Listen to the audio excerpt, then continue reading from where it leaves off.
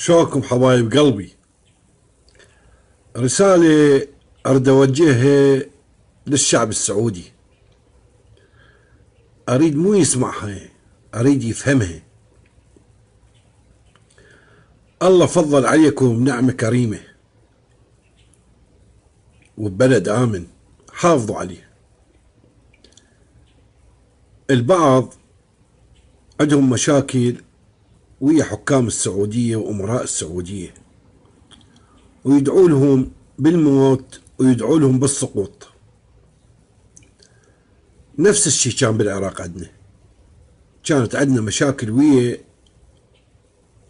الحبربش الداير مداير صدام حسين ويا ولده، فالشعب ما قاتل. تدرون ليش؟ أنا أقول لكم ليش. الشعب راد يشمت بصدام وراد يشمت بولد صدام ويشوفهم مذلولين. هاي الفكرة كانت عند الشعب، بس بعدين اكتشف انه هذا الشيء غلط.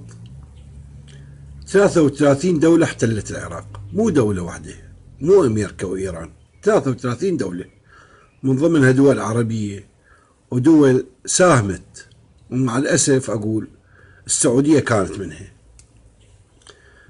فيا أخواني، اللي عنده مشكلة ويا أمير ويا أميرة ويا الحاشية الداير مداير الملك وتردون تشمتون بيهم، شيلوا هاي الفكرة. ترى بعدين حالكم يصير حال العراق، تتبهذلون، تتغربون، تنقتلون على الهوية، تنقتلون على الاسم. اسمه عمر، اسمه عثمان، اسمه بكر، اسمه خالد، اسمه مثنى، كل هذول اسماء على الهوية تنقتلون. احنا العراقيين صار بينا هيك. دا اسولف لكم واقع حال.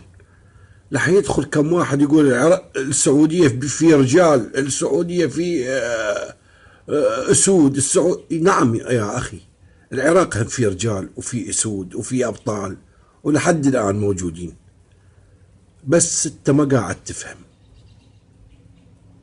اللي حيجيكم غزو فارسي، حدودكم حاليا مع كربلاء والنجف مو عراقية، فارسية.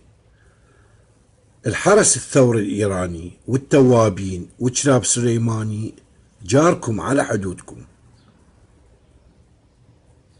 تدرون أطول ليل بالعالم هو ليل بغداد، وأوحش ليل، لأن ما تدري بأي لحظة رح يداهموك الكلاب وينهشون لحمك وعرضك.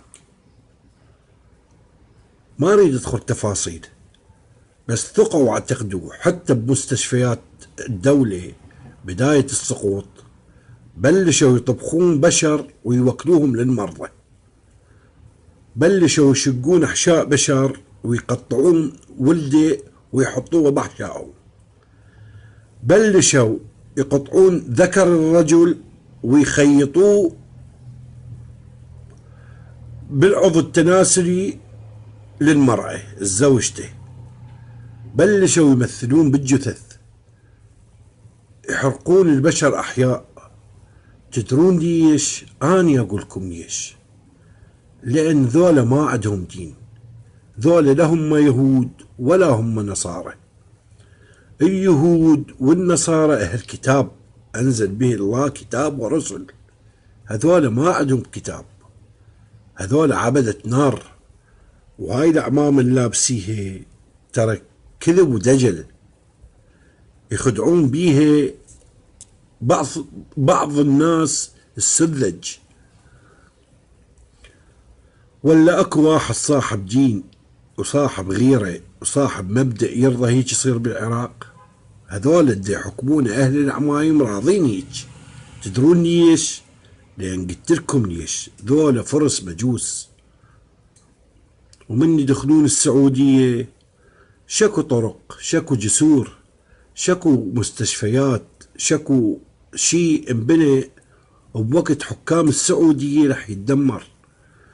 تدرون ليش؟ لأن هذول جايين يدمرون، ما جايين يبنون.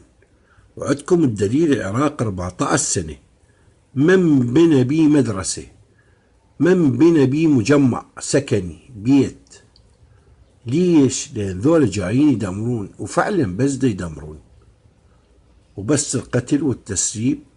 وكل بيت بيه بلاعة. العراق بيت بيه بلاعة، السعودية بيت بيها بلاعة. رح تظهر هاي البلاعة شو تسوي؟ تدمر السعودية تدمير كامل.